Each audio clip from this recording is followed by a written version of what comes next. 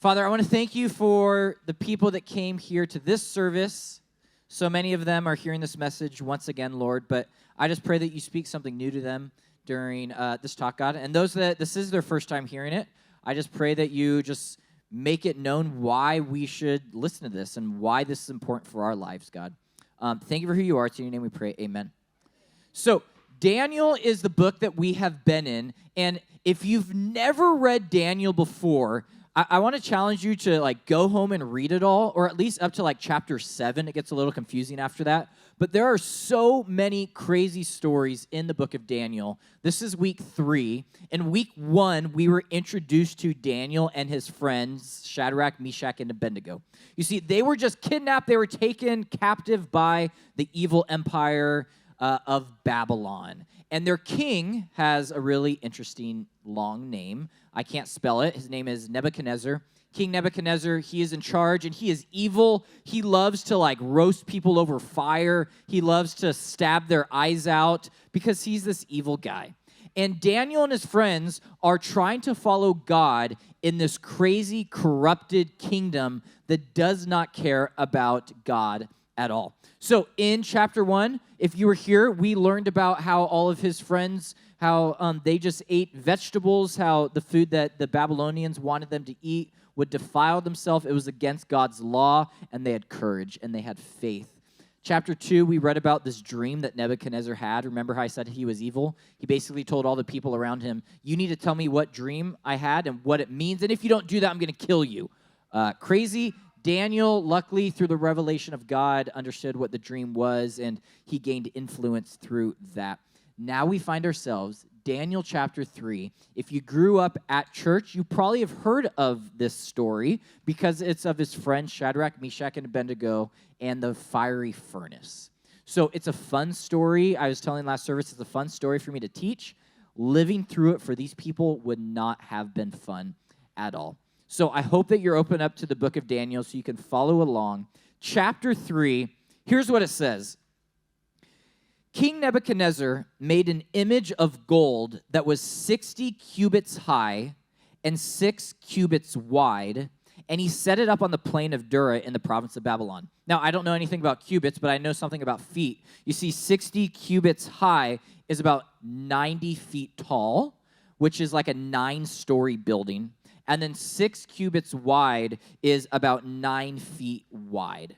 There's this huge statue that Nebuchadnezzar makes that basically resembles him, and it's now down here in these plains, and it says all the people, it says, then he summoned the satraps, prefects, governors, advisors, treasurers, judges, magistrates, and all the other provincial officials to come to the dedication of the image he had set up. That was a lot of words. Basically, he just called all the government officials and all the land to come to dedicate this image of gold. Now it says all these government officials assembled before the image to dedicate it that King Nebuchadnezzar had set up. So I want us to pretend for a second that we are at Petco Park, okay? If you've been to a Padre game before, you can really visualize this well. Petco Park is where the Padres play. If you've never been to Petco Park, maybe you've been to a baseball game before, a stadium. If not, just pretend, okay? Just your imagination of what a baseball stadium is. Now, Petco Park can fit about 40 to 45,000 people. So imagine yourself there, 40,000 people, and on the field is this 9-story tall statue. And all the people are here to dedicate the image. Basically, what that means is they're there to bow down and worship it and say, Nebuchadnezzar, you are so great. Look at the pride that this guy has. Now, verse 4 says, then the herald, just a guy down on the field, loudly proclaimed, nations and peoples of every language, this is what you're commanded to do. As soon as you hear the sound of the horn and the flute, and the zither, I don't know what a zither is. If anyone knows what a zither is, you can tell me afterward. A lyre, harp, pipe, and all kinds of music, you must fall down and worship the image of gold that King Nebuchadnezzar has set up. But whoever does not fall down and worship will immediately be thrown into a blazing furnace. So this herald goes on to say, you are going to hear music. You're going to hear Spotify played at Petco Park. And as soon as you hear the music, everyone must now start bowing down and worshiping this image. And if you don't do that, you will now be thrown into a fiery furnace. Which it's kind of funny to think, like, I guess this guy just had, like, hot furnaces around to throw people into. Like, I don't really know who just carries these furnaces around, but he had this, and he said, you're going to be thrown in if you do not bow down and worship it. So, story goes on to say, Spotify plays at Petco. Everyone there starts bowing down. They start worshiping this image. But it's a problem for three guys that are about to pop up in the story, Shadrach, Meshach, and Abednego. It's a problem for them because they were followers of God, and the Bible makes it very clear that you cannot bow down and worship any other image. The only thing you can worship is God. So when he says everyone needs to bow down, there's going to be a lot of pressure on them to do it. But if they have faith and if they have courage and if they have boldness, they are not going to bow down and worship the image. Verse 8 says, as everyone's bowing down at this time, some astrologers came forward and they denounced the Jews. They said to King Nebuchadnezzar, may the king live forever. They're going to go on to say, there's these guys that were not bowing down. Verse 12, there are some Jews whom you have set over the affairs of the province of Babylon, Shadrach, Meshach, and Abednego, who pay no attention to you, your majesty. They neither serve your gods nor worship the image of gold you have set up. So basically, they're being told on to the king. Nobody likes tattletales. And that's what these guys are right now to Shadrach, Meshach, and Abednego. Because the reality is, the king would not have seen 3 people out of 40,000 people not bowing down. He would have had no idea, but they go tell the king, hey, we got some guys, you know them, Shadrach, Meshach, and Abednego, they work for you. They are not bowing down. And then verse 13 says this, furious with rage, Nebuchadnezzar summoned Shadrach, Meshach, and Abednego. If there's a king that kills people with fire, who gouges their eyes out, you do not want to ever see the wrath of this guy. You never want to see him furious with rage. And it says he is furious with rage. So he calls them before him, and he basically says, okay, we're going to try this again. We're going to play Spotify. You need to bow down. If you do not bow down, you are going to be thrown into the furnace. Verse 16 says this, Shadrach, Meshach, and Abednego replied to him, King Nebuchadnezzar, we do not need to defend ourselves before you in this matter. If we are thrown into the blazing furnace, the God we serve is able to deliver us from it, and he will deliver us from your majesty's hand. But even if he does not, I would underline that in your Bible, we want you to know, your majesty, that we will not serve your gods or worship the image of gold you have set up. Guys, this is crazy. Shadrach, Meshach, and Abednego had such courage to look at Nebuchadnezzar in the face, who's furious with rage, and say, we're not bowing down to you. We serve a God that's going to deliver us. And even if he does not deliver us, we are not bowing down to you. Honestly, I don't know if I would have that courage to look at this evil, evil king and say, I don't care what you say. I'm not bowing down. Now, Nebuchadnezzar was furious with Shadrach, Meshach, and Abednego, and his attitude toward them changed. He ordered the furnace heated 7 times hotter than usual and commanded some of the strongest soldiers in his army to tie up Shadrach, Meshach, and Abednego and throw them into the blazing furnace. So these men, wearing their robes, trousers, turbans, and other clothes, were bound and thrown into the blazing furnace. The king's command was so urgent and the furnace so hot that the flames of the fire killed the soldiers who took up Shadrach, Meshach, and Abednego. And these 3 men, firmly tied, fell into the blazing furnace. Guys, this furnace was hot. I've been telling you the last week we burnt Gaga Ball Pit, okay? Like you could see it if you didn't see the video. I know it's behind me. We burnt Gagabal Pit up, and we just have like one of our walls there. Okay, there's like 6 walls that size and then 2 smaller doors. We did not make a teepee and burn the whole thing at once. That would have been amazing. But we just did like 1, sometimes 2 walls at a time. But let me tell you, that one wall was so hot. Let's imagine like this black pillar right here is where the fire ring was. Standing like at this distance, the fire, that was so hot. You could not look at it. You needed sunglasses or you needed to turn away. Just one wall created like heat that hot. It says in the story that the furnace was heated 7 times hotter, that just the men that carried them to the furnace died just by getting so close to it. So if one wall was hot from this distance, I feel like just being almost where the sound booth is, or maybe even further, like that distance, let's say this is still where the furnace is, that's how hot it was that they died just carrying them there. It was hot. And despite that, Shadrach, Meshach, and Abednego still did not give in. They still obeyed the Lord. They did not bow to the image there on the field.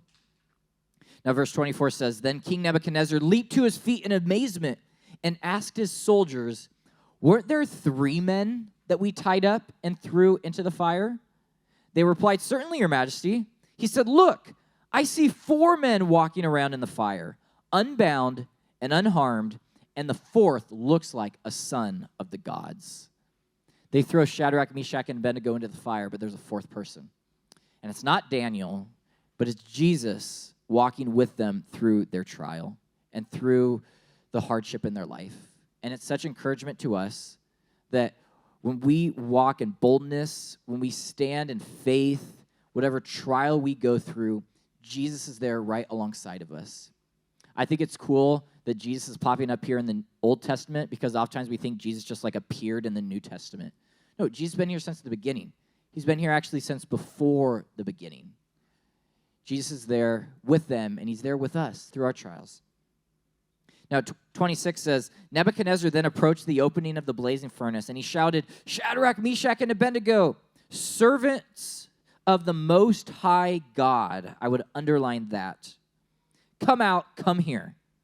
So Shadrach, Meshach, and Abednego came out of the fire, and all the government officials crowded around them. They saw that the fire had not harmed their bodies, nor was a hair of their head singed. You see, their ropes were not scorched, and there was no smell of fire on them at all. See, the fire did nothing to them. Verse 28, then Nebuchadnezzar said, Praise be to the God of Shadrach, Meshach, and Abednego, who has sent his angel and rescued his servants. They trusted in him and defied the king's command, and they were willing to give up their lives rather than serve or worship any god except their own God. It's crazy because we see Nebuchadnezzar in the story praising God. Like, I wouldn't say he's like a follower of Jesus right here, but because of the courage of these 3 men, it affected Nebuchadnezzar. And I think that when we obey God, it's going to have an incredible impact on those around us. We can actually lead people to Jesus through our courage and through our faith. But just because someone like converts, and I won't even say necessarily he converted here, but just because someone is starting to maybe like, okay, warm up to God, it doesn't mean that they are all the way there and they totally understand it. Because look what it says next. Nebuchadnezzar said, Therefore I decree that the people of any nation or language who say anything against the God of Shadrach, Meshach, and Abednego be cut into pieces and their houses be turned into piles of rubble, for no other God can save in this way. Verse 30 says, Then the king prompted Shadrach, Meshach, and Abednego in the province of Babylon. A crazy story, a miracle we see of Jesus saving them through the fire.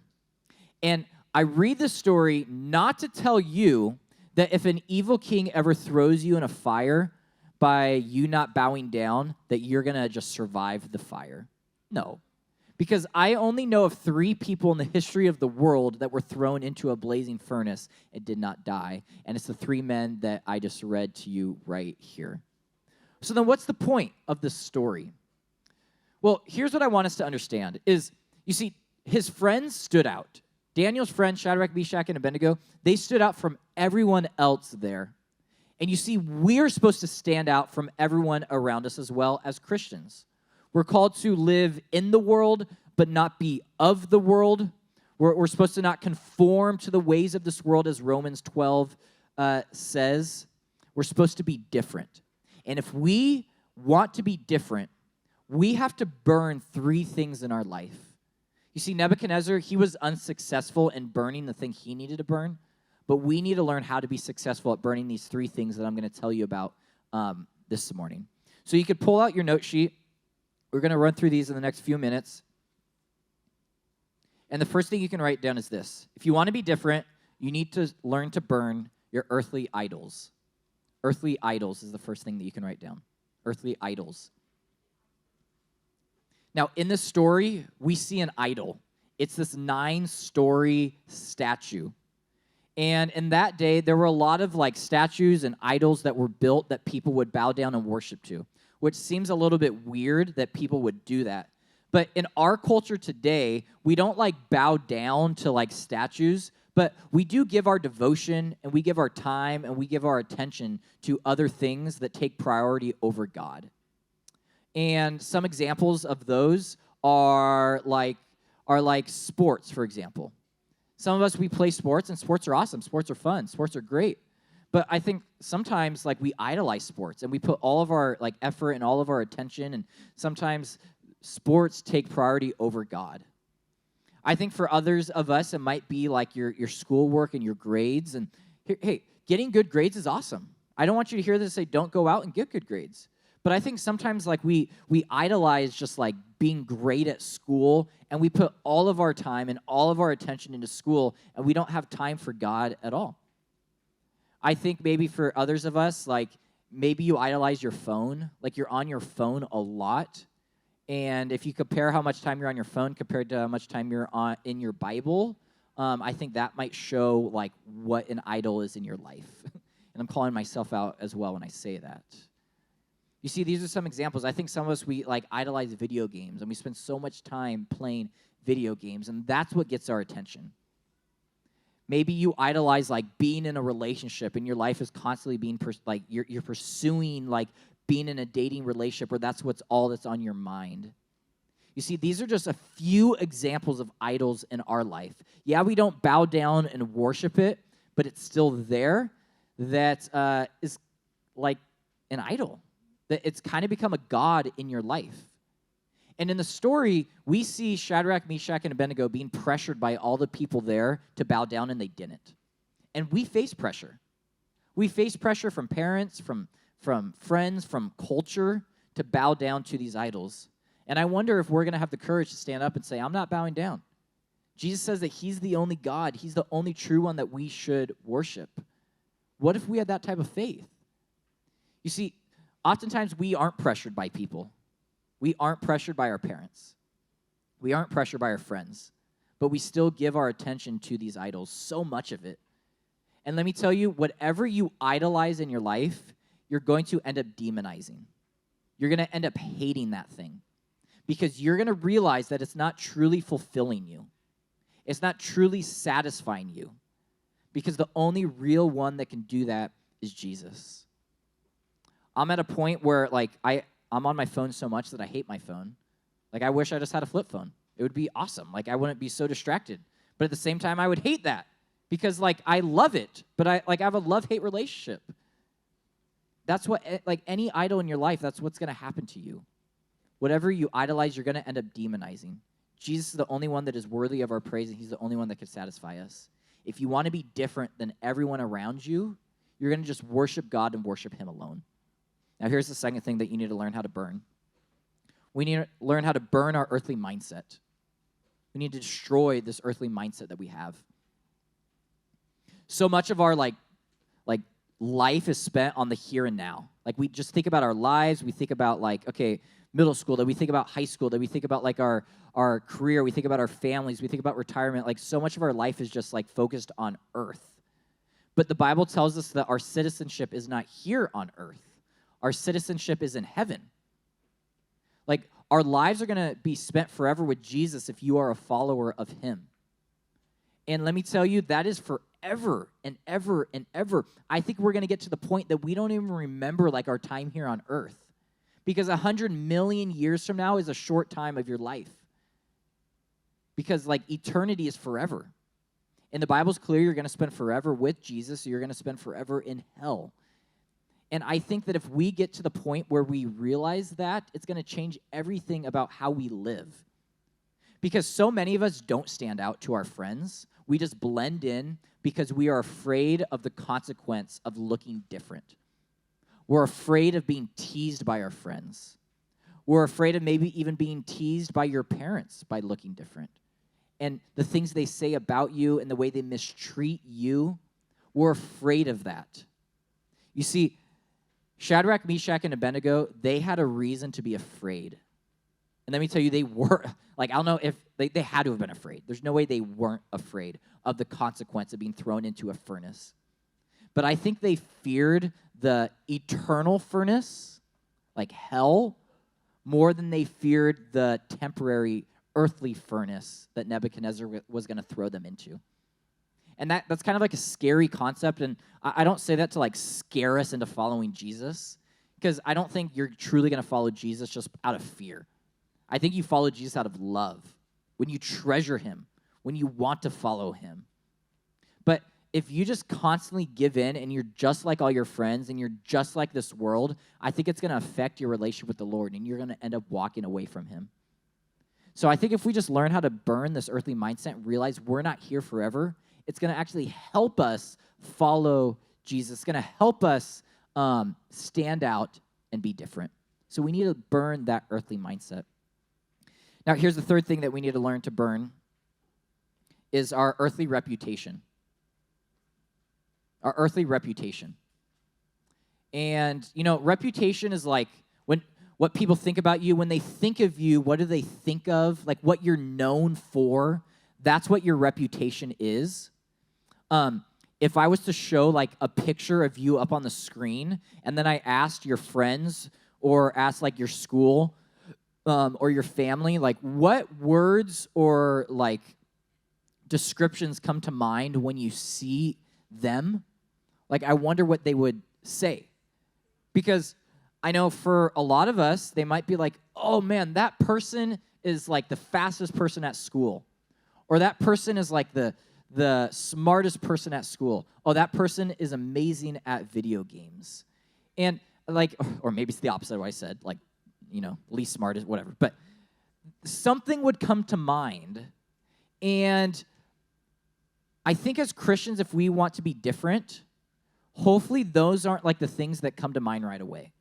Like, it's okay to be smart. It's okay to like be great at sports. It's okay to play video games. It's okay to do all these things. But what's awesome in the story is when Nebuchadnezzar calls Shadrach, Meshach, and Abednego out, he labels them. He says, servants of the Most High God. That's what they were known for because of their faith. Hopefully our faith is affecting our reputation in a positive way. Hopefully, like when people see you, maybe they know you're good at like school, for example, but hopefully the first thing that comes to mind is, man, that person loves Jesus. That person serves wherever they go. That person always talks and sits with the person that doesn't really know anyone. Oh, that person, they never say mean things about other people. That person never gossips. How awesome would it be if these words that describe a Christian come to mind? Like, what if that's what our reputation was? Stephen Curry is one of the best basketball players ever. He plays for the Golden State Warriors, and one of his teammates is Andre Iguodala. And Andre Iguodala was being interviewed about his teammate, his friend, Steph Curry. And here's what he said about Steph Curry. He said, I want to be just like Stephen Curry when I grow up. And you would expect him to say, an amazing basketball player. No. He says, I want to be just like Stephen Curry when I grow up. Just a God-fearing man. That's how he knew him. Yes, he's great at basketball. Yes, you can be great at whatever interests you. I'm not saying like you have to burn sports. You can't play I'm not saying that at all. But I'm saying that hopefully your life is so devoted to following Jesus and serving him that's what people think of right away when they see your face, when they think of your name, when they hear about you. And when they think those things, then you're going to stand out and you're going to be different. So let's be people that are bold. Let's be people that are courageous. Let's be people that despite the consequences here on earth, we say, this is what Jesus asked me to do. So I'm going to respond the way he wants me to. You're going to stand out. You're going to be a light. You're going to be different. But I think it's going to change people for the good. So here's the challenge you can write down is set a fire this week.